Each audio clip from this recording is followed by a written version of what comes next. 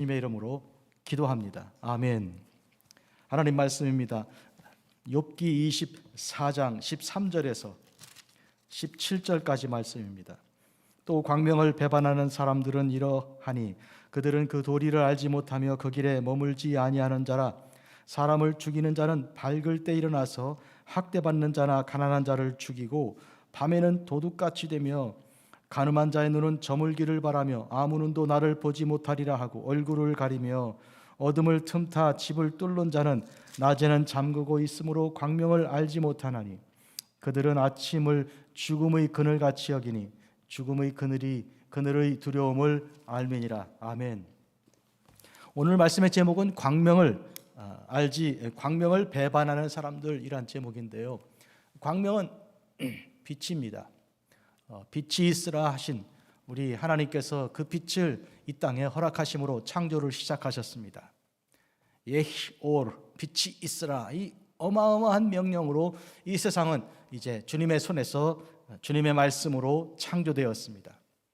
그런데 그 빛과는 전혀 다른 영적인 차원에서의 참빛, 곧 생명 되신 우리 예수님께서 이 땅에 오셨습니다. 그러므로 어둠의 세력들은 물러가고 이제 영의 주를 따르는 성도들의 삶이 이제 구원의 역사가 시작되었는데, 우리 주님께서 오셨는데도 주님을 알지 못하고 주님의 사랑을 깨닫지 못하는 사람들이 있어요.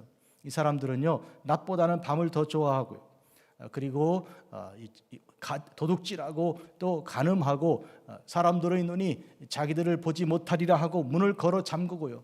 그렇기 때문에 낮에도 밤처럼 사는 사람들이지요. 오늘 본문에 그렇습니다. 오늘 24장 전체의 흐름은 이와 같습니다. 이와 같이 악한 자들이 기승을 부리고 또 선한 자들이 별로 큰 이제 세상에서 남들에게 존경받을 만한, 또 칭찬받고 복받았다고 인정받을 만한 일이 생기지 않는 것을 말하는 것입니다. 이것은 첫째로 친구들을 반증하는 것인데, 친구들은 착하면 상 받고 악하면 벌 받는다고, 즉각 그런 일이 이루어진다고 주장하는 사람들이에요. 콩을 심었으니 콩 나고 팥을 심으면 팥 나는 거 아닌가? 굴뚝에 불을 지피니 아궁이에 불을 지피니 굴뚝에서 연기 나는 거 아닌가? 이거는 굉장히 자명한 이치라는 것이죠. 그런데 욥은 그게 그렇지가 않다는 것이죠. 이 세상 원칙, 이 세상의 원리, 실제로 살아가는 삶에는 오히려 악한 자들이 더 잘 살고 더 오래 살며 죽을 때도 순간적으로 딱 하고 죽어버리고요, 자식도 전부 다 잘 되는 거예요. 자식들이 집에서 나갈 때 보면 우르르 몰려나가는 걸 보면 우리에서 양떼가 몰려나가는 것처럼 이렇게 아들, 손자, 며느리, 증손자 이렇게 한가득 웃으면서 나가는 것입니다. 남의 돈을 빼앗고 가난한 자를 착취하고 과부의 그리고 고아의 그 이제 눈물을 짜낸 사람들입니다. 멕시코에 갔을 때 보니까 그 집단 농장에서 사람들이 이 동물처럼 사는 그 참혹한 이 현상인 그 산자락에 그 동네가 이렇게 우리 아이들이 20여 명이 그 한 집을 들어가서 보니까 바닥에 흙바닥에 아이들이 뒹굴고요, 그 추우니까요 거기 불을 지피는데요, 그 집에 흙바닥에 이렇게 나무 가지고 어디서 주웠는지 불을 지피는데 그 연기에다가 불이 이렇게 올라오는 그런 모습에다가 빡빡 이 매캐한 냄새에다가 추우니까 문도 열지 않아요. 그 불로 밥해 먹고 그 불로 이제 몸을 덮이고 그러고 사는데, 젖 먹는 아이가 젖을 먹고 있고 어디를 다쳤는지 아버지는 쭈그려 앉아가지고 가만히 한쪽만 쳐다보고 있는, 그리고 아이들은 여기저기 뒹굴고 있는 그 모습에, 참혹한 모습에 우리 같던 아이들이 눈물을 삼키면서 정말 이건 있을 수 없는 고통스러운 그런 말하자면 트라우마 같은 그런 것을 경험하고 있었습니다. 그런데 그 집단 농장 양쪽에 높은 산에 올라가는 길은 4차선 길이고 높은 언덕에 저택들이 아버지 집, 아들 집이 있어요. 이와 같은 그들의 그 아주 고급스러운 차를 타고 멋진 집에 살면서 이렇게 호강하고 호의하고 호식하는데요, 도대체 이 세상에 무슨 원칙이, 악한 자가 벌 받는 원칙, 선한 자가, 착한 자가, 정직한 자가 이렇게 하나님께로부터 이제 칭찬받고 복 받는 원칙이 어디 있는가? 욥의 말이 그 말이에요.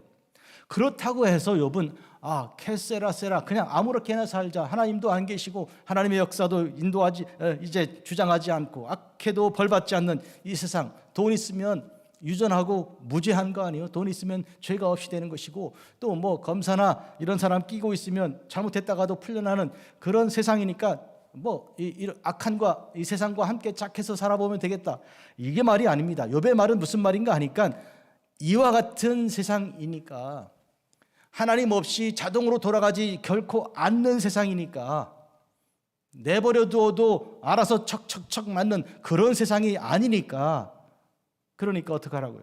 하나님 오시라고요. 하나님 내려오시라고, 이제 그 말입니다. 그러니까 욥의 마음속에는 하나님 빨리 오십시오, 내가 하나님께 나갑니다, 하나님 말씀해 주십시오, 이 간절함이 있는 것이죠.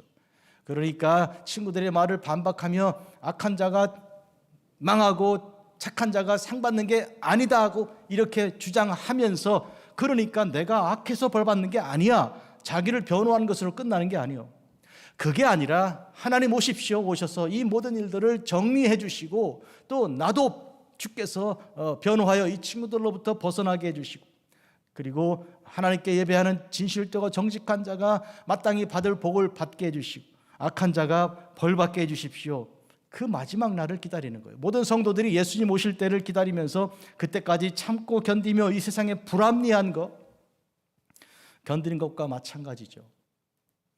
많은 사람들이 경제 이야기를 하자면요, 시장 경제에 맡겨야 한다 이렇게 말합니다.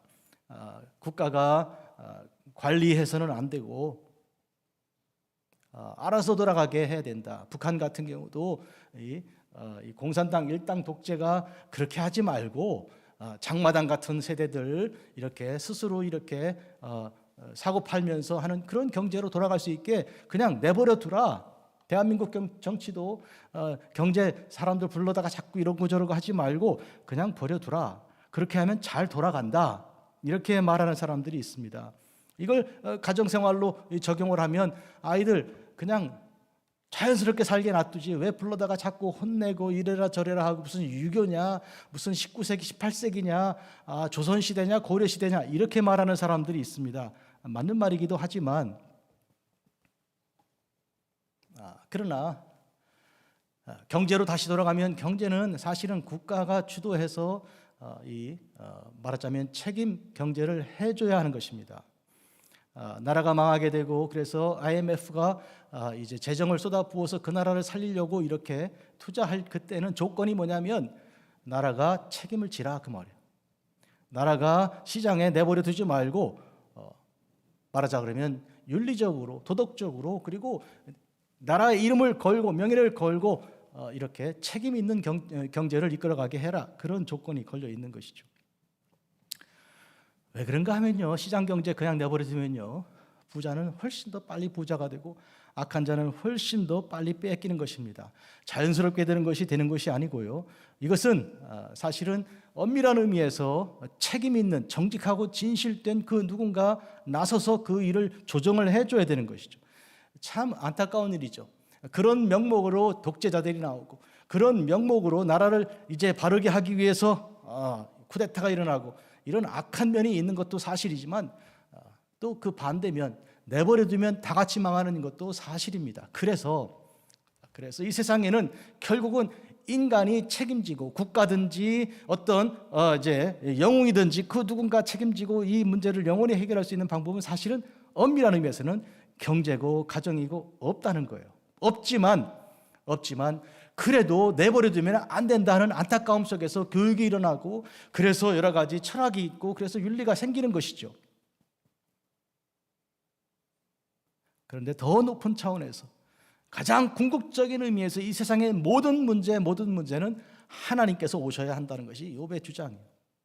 욥은 이 세상의 모든 불합리한 것들을 이리 보고 저리 보고 경험하고 알았습니다. 그런데 그가 하나님께서 오시지 않고는 아무것도 해결되지 못하는 것에 대해서 확신을 가지고 지금 그렇게 울부짖고 있는 것입니다. 광명을 배반하는 사람들, 빛이 있으나 그 빛을 따르지 않는 사람들에 대해서 욥은 탄식하면서, 하나님, 빛 되신 하나님, 나의 구속자요, 나의 대속자요, 나의 증인이신 하나님, 내게 오십시오, 이렇게 초청하고 있는 것입니다.